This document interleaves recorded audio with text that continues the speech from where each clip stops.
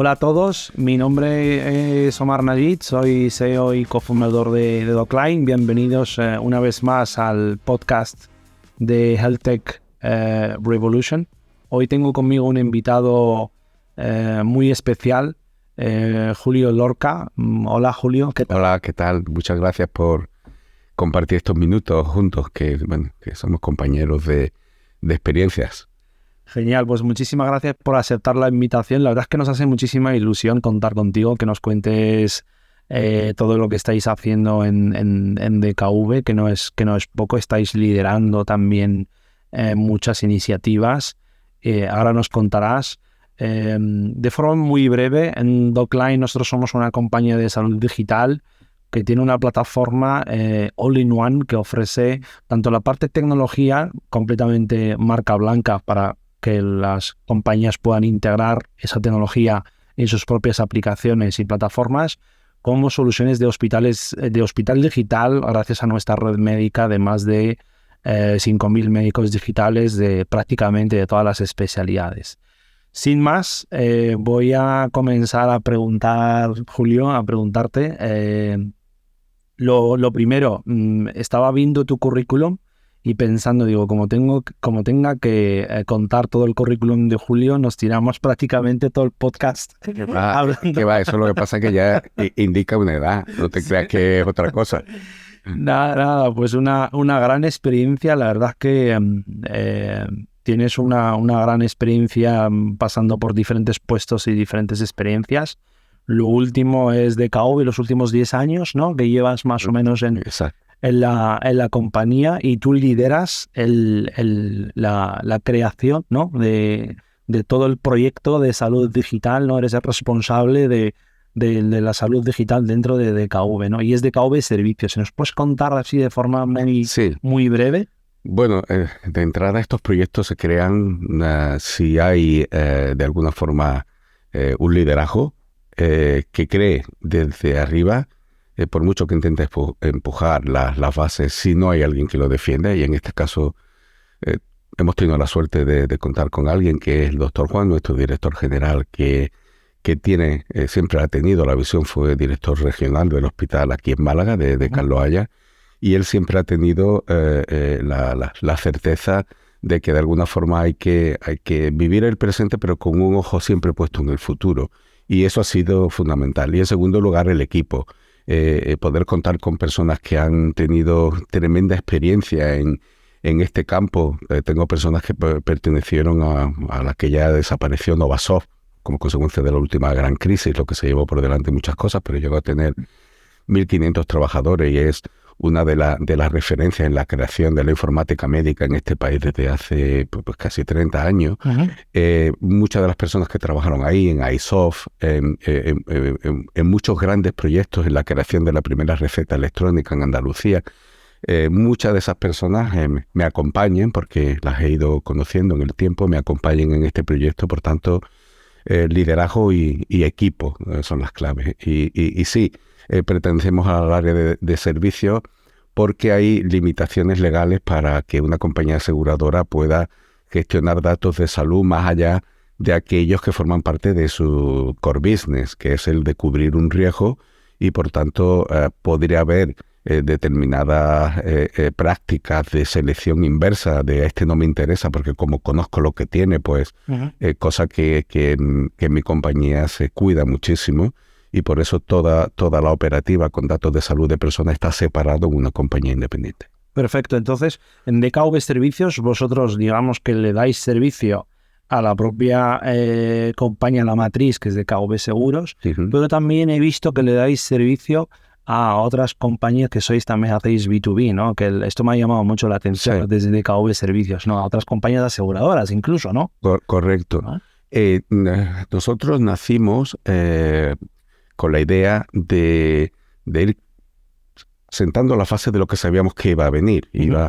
Iban a venir cosas que hoy es cuando las estamos viendo, pero ya teníamos la intuición por la experiencia que has comentado en muchos años en distintos sectores, sobre todo en la administración pública. Yo soy médico inspector de la Seguridad Social en excedencia, uh-huh. Igual que el doctor Juan, que he comentado antes, y llevamos muchos años viendo cómo el sistema evoluciona y sabíamos que el sistema iba a ser tensionado de una forma importante. No esperábamos que de una forma tan acelerada como consecuencia de la COVID, ¿no? Entonces, desde el principio comenzamos a trabajar en el futuro, en lo que venía, pero de alguna forma en aquel momento la telemedicina era vista como un complemento muy reducido, pues para que un médico pudiera contactar con un hospital en una zona muy remota, Alaska, África, Algo residual, ¿no? algo muy complementario, pero muy limitado, ¿no? Nosotros, al empezar a trabajar en hipótesis que teníamos de prospectiva, haciendo estudios de hacia dónde iban las cosas, vimos la necesidad de hacer un giro radical en el foco, en el centro, hacia un foco no ya solo en el paciente, sino en la persona, porque entendíamos que lo que se llaman determinantes sociales de salud iban a ser clave en el mundo hacia el que nos dirigíamos, sobre todo dominado por las enfermedades no transmisibles, ¿no? Entonces, muchas de las cosas que hemos ido haciendo, sí es cierto que hemos ido por delante, y en momentos en los que la gente pues pensaba que eso era hasta una locura, ¿no? Como anécdota, fuimos los primeros que trabajamos en la atención a través del chat, y nuestro proveedor de servicios de líneas médicas en aquel momento decía que eso era inviable, que nadie lo iba a querer, ¿no? Bueno, pues hoy es lo más utilizado.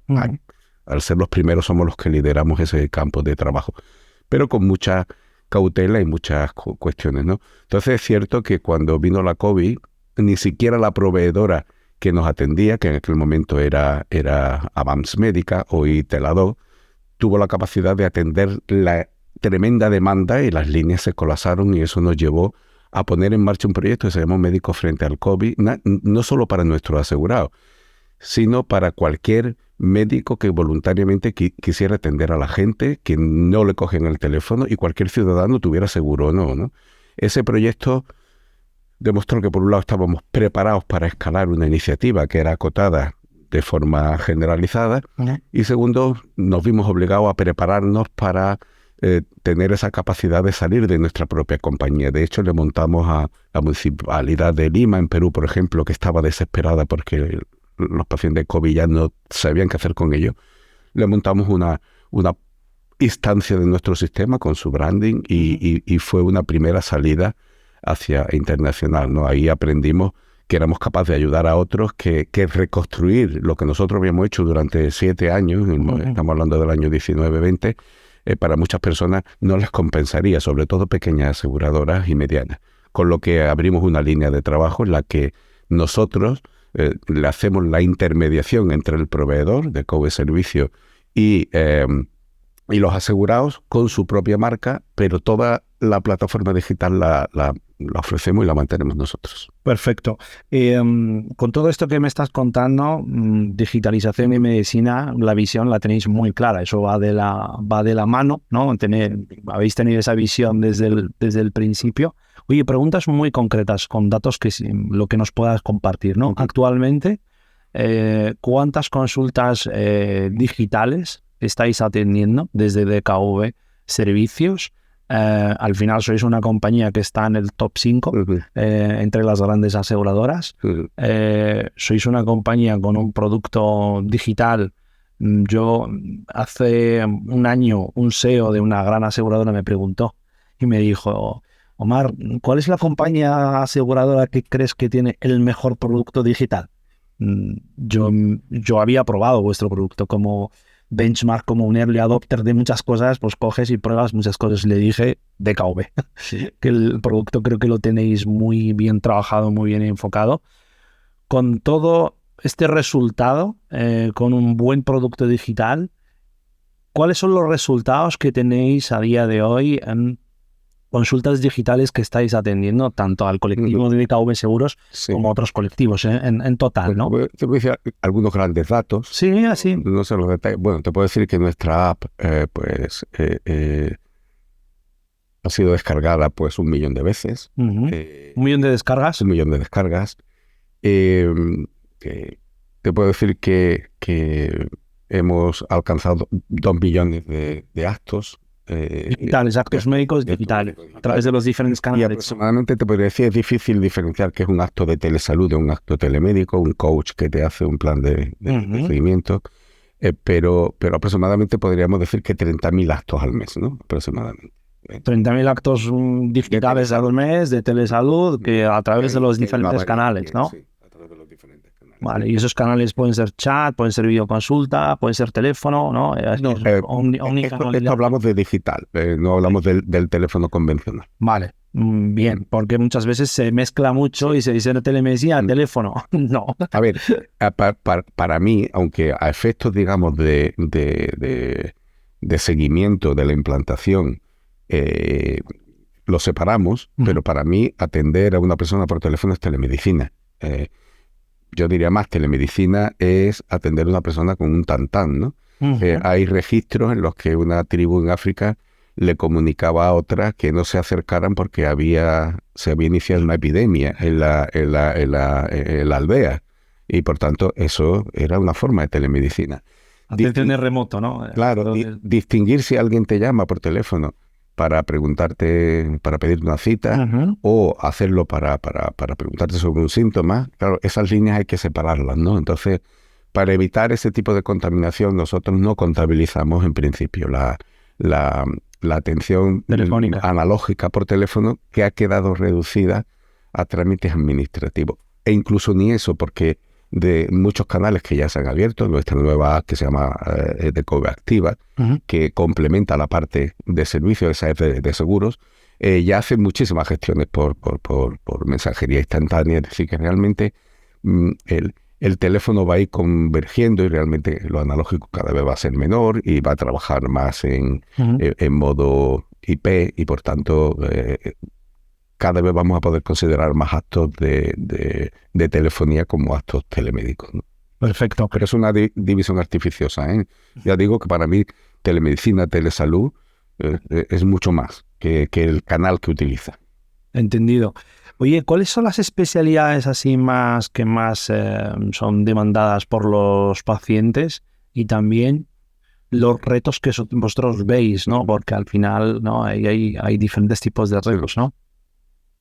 Yo pienso que una de las cosas que la COVID nos ha traído ha sido la democratización del uso de las herramientas de telesalud, es decir, saber de su utilidad. Antes era alguien el que te decía, voy a llamar a otro médico porque no está aquí y para hacer una interconsulta, ¿no? Pero bueno, eso era ajeno a la persona. Hoy, digamos que junto con la democratización del uso de las tecnologías en general, pero la salud estaba retrasada, pues se ha añadido definitivamente, ¿no? Entonces, yo creo que ahí lo que la mayoría de la gente ha aprendido, que ya venía usando la búsqueda en Google como una forma de informarme, ha aprendido que hay conceptos heredados que realmente no son positivos. Y pongo un ejemplo. La libre elección en una compañía de seguro es algo que hasta ahora ha sido un elemento diferenciador de la administración pública, pero recurrir a un médico de una forma no orientada supone asumir riesgo. Pongo un ejemplo. Yo llevo 3 días con dolor de cabeza y se lo comento a mi vecina, ¿no? Y entonces mi vecina me dice que eso le pasó a su cuñado y que como tardaron en hacerle el escáner, cuando se lo hicieron tenía una papa en la cabeza y que lo operaron rápido, pero ya era tarde y qué tal. Y esa persona va a Google, ¿no? Y entonces busca ahí y dice, claro, tumores cerebrales, dolor de cabeza, claro, y te saca Google y te pone a parir, ¿no? Entonces, directamente, como tienes libre elección, me voy a buscar, imagínate, un neurólogo o un especialista que crees tú, con tu conocimiento, que es el adecuado. Y te dan cita ¿para cuándo? 15 días. Bueno, y tú estás ahí esperando a que te vean porque tú ya has puesto un foco. Pero resulta que, como has seguido ese patient journey, nadie te ha preguntado si te has tomado la atención, ¿no? Entonces, resulta que lo que podías tener era una crisis hipertensiva, pero que nadie te pregunta por ello, y en el transcurso entre la espera del especialista te da una crisis ya hipertensiva alta, te da un derrame cerebral y te quedas con una hemiplegia porque no has sabido abordar el problema a tiempo. Distinguir, por ejemplo, entre gases o un infarto, eso es algo que un médico entrenado lo puede hacer por una teleconsulta perfectamente. Sin embargo, la vida y la muerte depende de que sepas hacer esa distinción. Para la persona, en ese momento, con una crisis de aerofagia o de gases retenidos, puede ser un infarto perfectamente, y en ese momento lo que va es a urgencia, ¿no?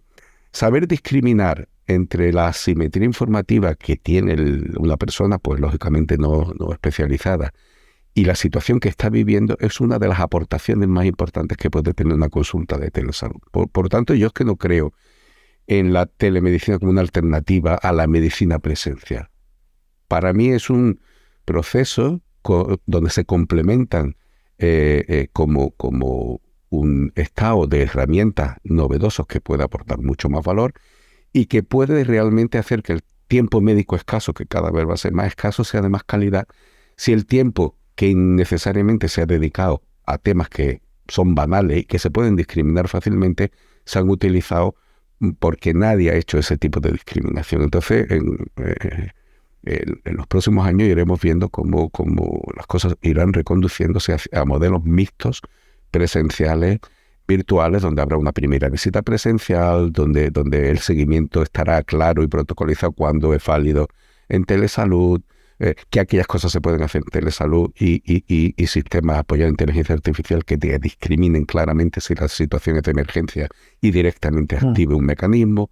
Es decir, iremos viendo todo esto y sobre todo veremos la complementariedad de la entrevista de telemedicina, telesalud, que es el paradigma actual, por sistema de captura de información complementaria que estará tanto en determinados lugares, como puede ser oficinas de farmacia, servicios médicos de empresas, como en el hogar.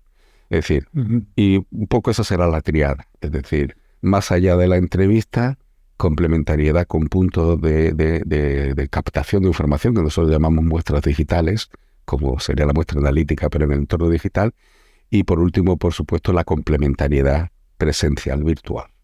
Oye, me han encantado los ejemplos que has dado, porque muchas veces se piensa que al final la telemedicina es para casos banales, casos menores, y te has ido un poco ahí rozando el extremo con algunos casos que son importantes y me ha encantado, porque al final abarca mucho más que solamente unas consultas banales, y se piensa muchas veces que solamente resuelve esa parte. Bueno, no es que te resuelva el caso. Lo que hace es que orienta, ¿no? Te alerta de que lo que está ocurriendo podría tener un riesgo de ser una emergencia. Eso es. Y esa orientación sirve tanto para no usar servicios más complejos para temas banales, como para captar a tiempo un problema que puede ser importante y que pudiera ser tratado como banal, para ambas cosas. Correcto.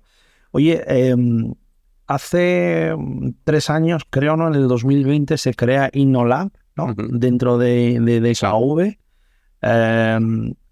Y luego, pues, el concepto también de salud positiva inteligente. ¿Qué es esto de InnoLab y la salud positiva? Bueno, son dos temas que están bastante vinculados. Ajá. El primero, InnoLab, hay algo que normalmente las startups ven cuando miran a una compañía aseguradora, piensan, bueno, es un cliente ideal B2B, ¿no? En lugar de ir hacia un B2C, ahí hay un campo de trabajo. En cierta medida es así, pero no como ellos piensan. ¿Por qué? Porque en nuestro país una póliza de seguro es baratísima en comparación con otros países. En cambio, muchas personas pueden acceder con un suficiente nivel de prestaciones, y en esos países donde hay otra forma de entenderlo, pues muy poca gente puede tener un seguro complementario. Y cuando digo complementario, digo que la pública es esencial protegerla y hacerla sostenible, pero la medicina privada puede ser, y lo es, el complemento ideal para mantener un equilibrio en aquellos procesos que pueden ser de alguna forma resueltos de una forma más ágil que en la pública, y descargar a la pública de muchos de los lastres que le genera, pues, el propio modelo de todo gratuito y acceso universal, ¿no? Entonces es un complemento adecuado. Pero bueno, en nuestro país ocurre precisamente eso, ¿no?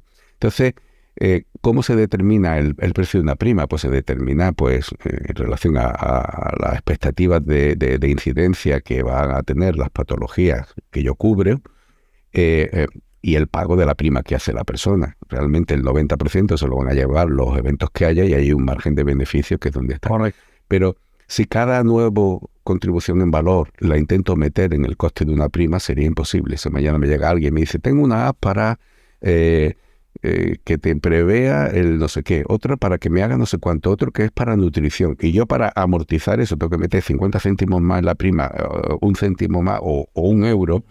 Eso sería insostenible. Entonces, esos no son los modelos. Los modelos tienen que ir hacia la creación de servicios dirigidos a nichos concretos en los que las aseguradoras podemos ayudar a llegar a esa parte de nuestros colectivos que pueden estar interesados en complementar la cobertura a modo de servicio. Y para eso está nuestro Club de Salud y Bienestar y nuestra empresa de servicio. Pongo un ejemplo. Es decir, hay temas que todo el mundo va a necesitar, como hacerle una teleconsulta de medicina general, de psiquiatría, un coach de salud, pero hay alguien que tiene una app para detección precoz de Alzheimer, ¿no? Entonces, claro, yo no puedo incorporar como un coste más para todos los asegurados que amorticen pero yo sí sé que entre mis 2 millones de clientes, estadísticamente puedo tener, me lo invento, 80.000 enfermos de Alzheimer. Lo que sí puedo hacer es ayudar a una startup que tiene una propuesta de valor en ese sentido a que utilice nuestro canal para ofrecer a nuestros potenciales enfermos de Alzheimer, a esos 8.000,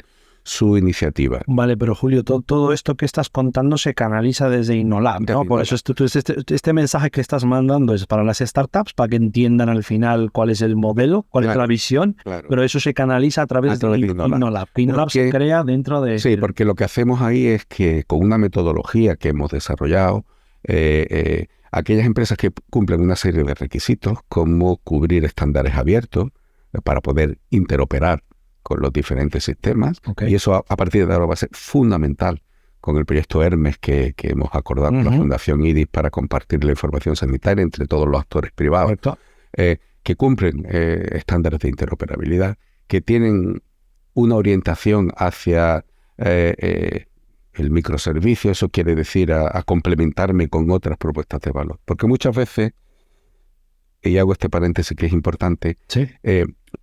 Yo tengo una herramienta para control de la eclampsia en el embarazo, pero yo quiero que el médico y el paciente usen mi plataforma.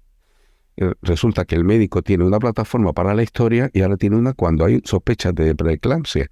Entonces el médico no puede tener 12 herramientas clínicas. Entonces cuando te dan una herramienta para tratar la diabetes tipo 2, no te pueden decir que vas a crear una historia clínica, esto va a revisar, y esta es tu herramienta de gestión de tus diabéticos, porque también tengo mis hipertensos y tengo a mi riesgo de Alzheimer y tengo a los que hacen... No puede ser así. Tú tienes que tener una estrategia donde se embeba tu propuesta de valor dentro de un ecosistema, ¿no? Y eso es muy importante. Lo que hacemos en el Innolab es certificar, en principio eso, que tienes esa visión y esa orientación para complementar con tus propuestas de valor las cadenas de valor del ecosistema. Y en segundo lugar, que cumples una orientación centrada en la persona. Para nosotros eso es lo que llamamos salud positiva inteligente. ¿Qué quiere decir? Dos cosas. Ir de la institución, del volumen, al valor y a la persona, pero también el hecho de entender que la salud es mucho más que la atención médica, que la atención asistencial. Se habla mucho últimamente y se está incluso haciendo caricatura de ello, pero es cierto, en un estudio que se hizo en Boston con un modelo predictivo para ver cuáles eran los pacientes con mayor riesgo de reingreso, pues el modelo le daba que la variable más influyente era el código postal, ¿no? Entonces, claro, ellos dijeron, ¿y ahora cómo le cambiamos el código postal a la gente, ¿no? Le hacen una casa más cerca o más soleada o más tal. Entonces, claro, eso lo que quiere decir es que cuando tú abordas la atención a una persona, tienes que ir más allá de los aspectos puramente clínicos. Tienes que abordar los aspectos de la persona en su conjunto y en su contexto. Porque dar de alta a una persona que se puede infectar en un sitio donde las condiciones higiénicas de la casa no sean adecuadas, va a conllevar un reingreso inmediato. Por tanto, si ya lo sabes, busca una alternativa. No digo que sea fácil, lo que digo es que no puedes limitarte. Eso es lo que se llaman determinantes sociales de salud, que tienen mucha más importancia que la calidad de la atención médica. Eso lo definió Mark Lalonde, un ministro canadiense, y son la genética, el entorno, los estilos de vida y la atención médica. Pero la importancia de los 3 primeros es mucho mayor en las perspectivas evolutivas de la salud de una persona que en la calidad de la atención médica que existe en su entorno, en su entorno. Qué bueno, pues Eso es salud positiva inteligente. sí, sí, sí, sí. La verdad es que de KV tenéis ahí unos mensajes que se relacionan mucho con la marca de KV, ¿no? Pues esto de la salud positiva, también el mensaje de activista, ¿no? Pues también, pues, ¿no? Como ese approach, ¿no? Diferente, rompedor, ¿no? Al final, respondiendo a diferentes retos, ¿no? Eso, eso llama mucho la atención y también... Bueno, nosotros entendemos que nuestro concepto del rol que tiene una empresa en la sociedad va más allá de la clásica responsabilidad social corporativa. Es decir, bueno, pues yo dedico al final de año una parte de mis beneficios y hago una obra benéfica, ¿no? Y entonces, bueno, pues ya me coloco el cartel de hago cosas por la sociedad, ¿no? Nosotros creemos que ese concepto de responsabilidad social corporativa empresarial está un poco ya, digamos, pasado. Y apostamos por lo que llamamos el concepto del negocio responsable. Es decir, es en el día a día, en la forma de hacer negocio, la forma de comunicar tu valor a los clientes, donde realmente estás siendo corresponsable con la sociedad en tu desempeño. Y esa forma de hacer negocio responsable no se limita al día que haces el acto benéfico, sino en tus valores y en la forma en que te desenvuelves en el día a día, ¿no? Por eso hablamos de activismo y porque intentamos que los valores estén presentes en la forma en que trabajamos y nos relacionamos con los clientes, ¿no?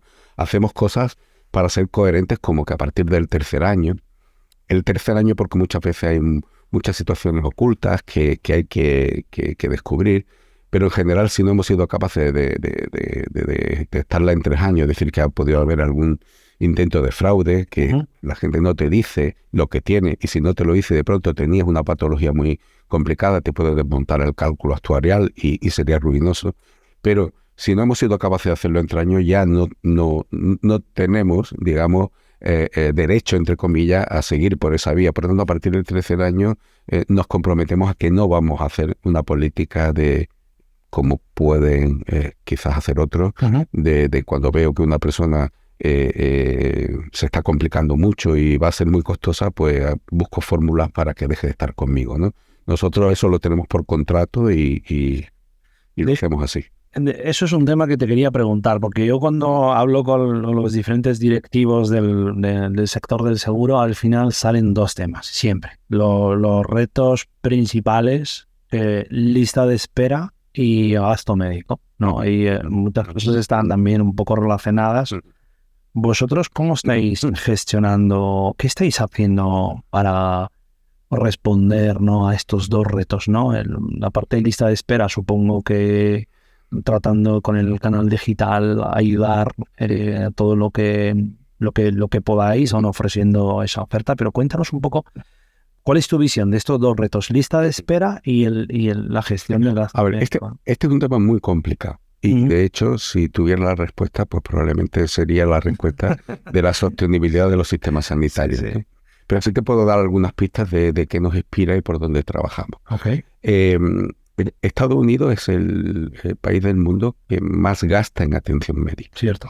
De los 7 trillones de dólares aproximadamente, ya va hacia arriba, que se gasta en el mundo, ellos gastan el 50%, pero son solo el 5% de la población.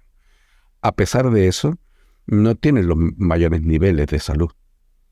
Sí tienen puntualmente la mayor calidad asistencial y técnica para quien puede permitírselo o para quien tiene las circunstancias concretas.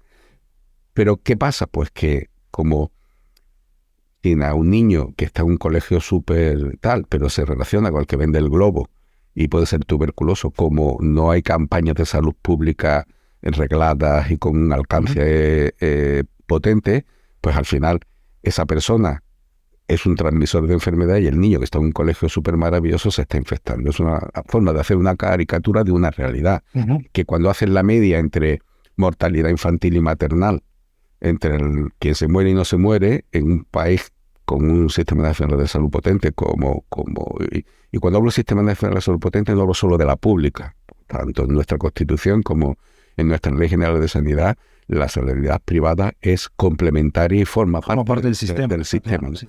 Esos modelos, Japón, Europa en general, tienen muchos mejores indicadores agregados de salud que Estados Unidos, a pesar de gastar la mitad.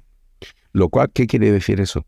Que gastar más en atención médica, por lo que decía antes, no conlleva que vas a obtener mejores resultados. De hecho, la esperanza de vida, ¿no? Si la comparas España con Estados Unidos, con Japón, ahí tienen resultados. Ahí están esos determinantes de salud, la alimentación, el estilo de vida, la forma de afrontar la vida, el sentido de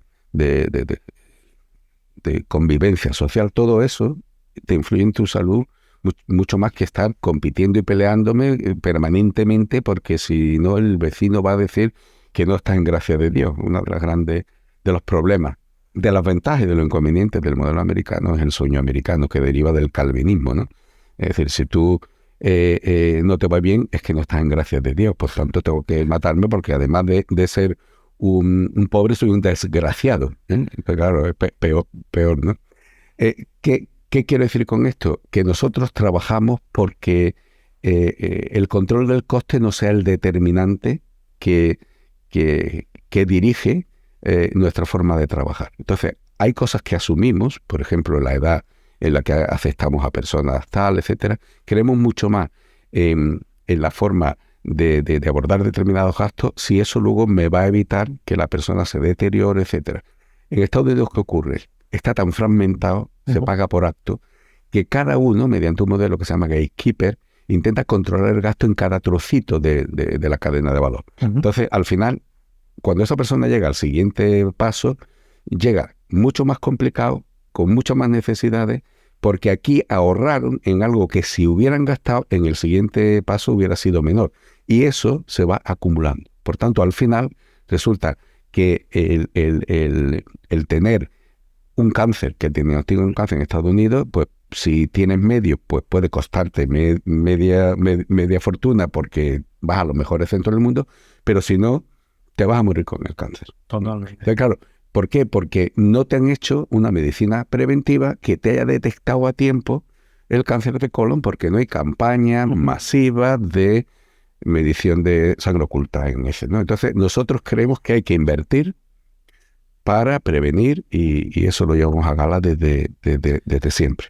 La verdad es que cuando sales por ahí por el mundo es cuando te das cuenta, a pesar de estos retos que hemos comentado, que tenemos aquí en España, pero te das cuenta del sistema sanitario que tenemos, ¿eh? Cuando sales por ahí, cuando bajas a Estados Unidos y todo a UK o lo que sea.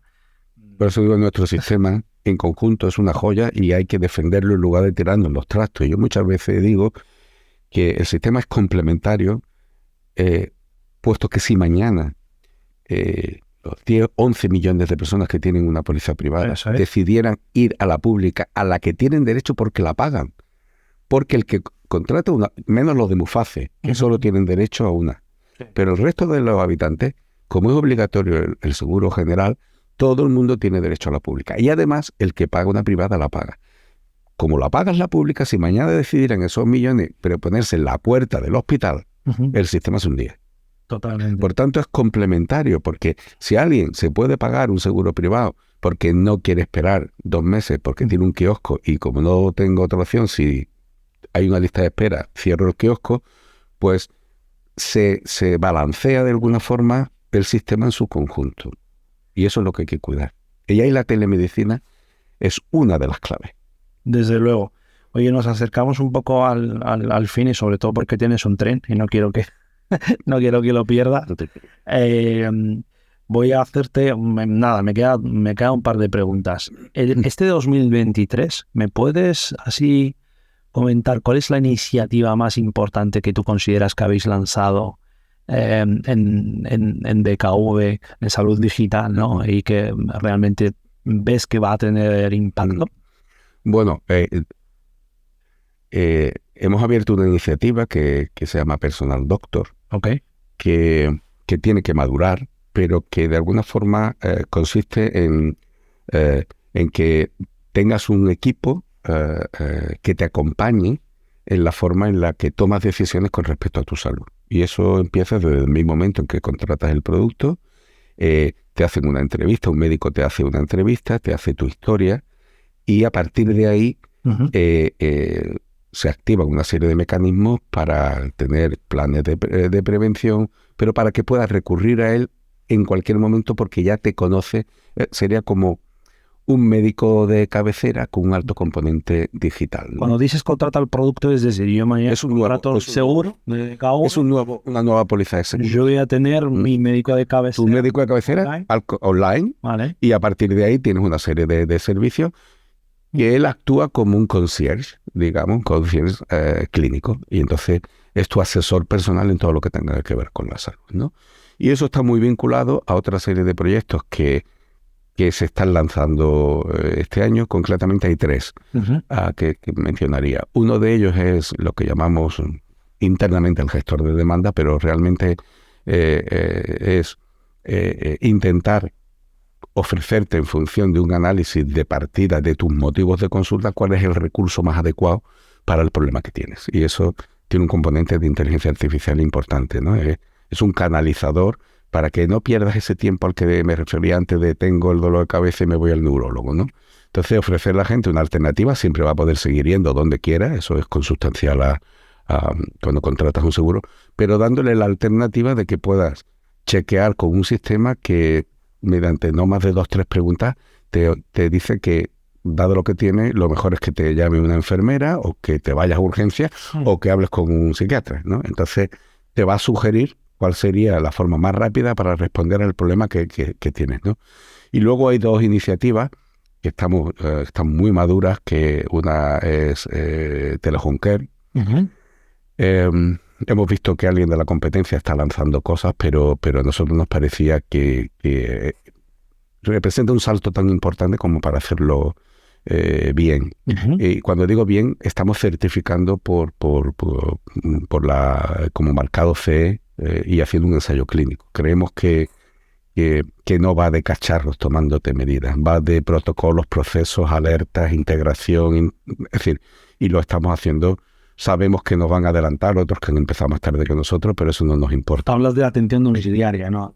Bueno, no solo hablo de la atención, no hablo de la atención domiciliaria, hablo de interpretar la realidad de personas que viven solas, tienen dificultad de desplazamiento, pueden haber perdido la memoria, tienen problemas de adherencia terapéutica. Hablo de una gran problemática asociada a lo que va a pasar en los próximos 10 años. Y es que este es el primer año donde llega a la edad de jubilación la primera cohorte de baby boomers, los nacidos en el 57. Eso quiere decir que si hasta ahora el problema de las enfermedades crónicas no transmisibles y los polimedicados, etcétera, lo veíamos venir, ya ha llegado. Y lo que vamos a tener en los próximos años son millones de personas, millones viviendo solos, con problemas de memoria, con problemas de acceso a los servicios, con problemas de desinformación. Entonces, cuando hablo, no es voy a tu casa a atenderte en vez de esto, es mucho más. Es mucho más. Entonces, eso es lo que estamos trabajando en profundidad y de ahí derivan muchos servicios, son pull y push, ¿no?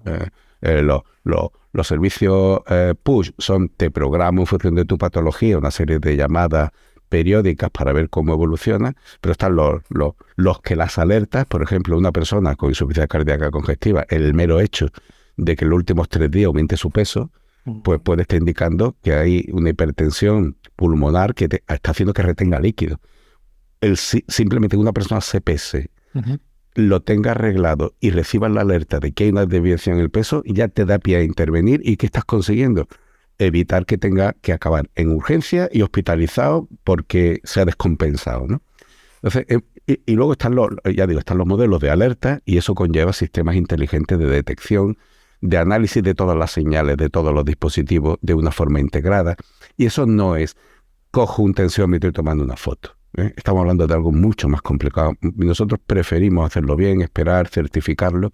Y en segundo lugar, un proyecto que nos parece tremendamente importante es el de los puntos de salud inteligentes en oficinas de farmacia. Vamos a iniciar un primer piloto pronto, pero de la misma manera no es colocar unos cacharros. Las farmacias tienen desde hace mucho tiempo, toman la tensión, te miden la glucosa. Estamos hablando de que hay muchas farmacias, sobre todo en las zonas rurales, que las nuevas normativas, como la Ley de Farmacia de la Comunidad de Madrid, ya ha previsto la posibilidad de establecer sistemas de apoyo en la distancia, y ahí también hemos sido pioneros en lanzar el servicio de telefarmacia clínica, ¿no?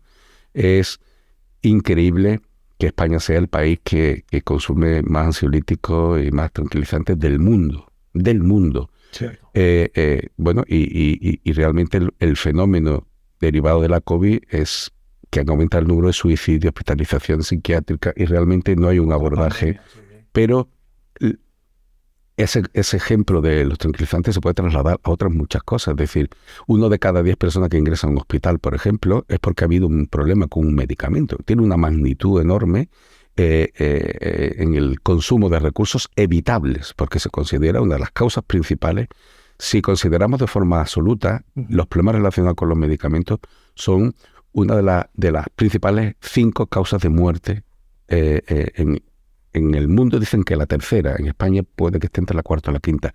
Entonces, el problema del seguimiento, si funcionaran los mecanismos, no estaría ocurriendo lo que ocurre, lo que pasa, y no funcionan los mecanismos. ¿Por qué no funcionan? Porque están fragmentados, cada uno se ocupa de su parcela. Nuestro modelo es centrar en una única historia farmacoterapéutica toda la terapia que una persona sigue en el conjunto de sitios donde la atiende, y el proyecto Hermes de compartición de información va a ser clave.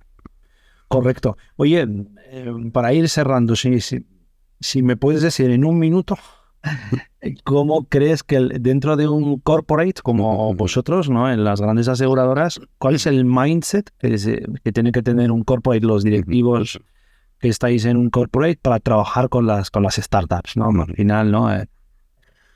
Lo que se tiene que analizar por ambas partes es, yo creo que está muy bien explicado en los modelos de innovación abierta. Una corporate tiene ya lo que se llama el legacy, la herencia, el histórico de una forma de hacer las cosas, que no es porque no vean que se podrían hacer de otras, sino que están tan cautivos de su infraestructura, de sus cuentas de resultados, que les es muy difícil incorporar nuevas iniciativas que en el fondo en 10 años podrían haberlo apartado del mercado, ¿no? Entonces, que una corporate entienda que debe de ayudar a aquellas iniciativas startups que pueden aportar un valor diferencial en su core business y que les interesa estar cerca, es lo que puede hacer que una gran compañía, mediante distintas fórmulas, apoye, ayude y esté cerca, ¿no? Y de ahí puede derivar muchos modelos luego de evolución de esa relación, ¿no? Y en cuanto a las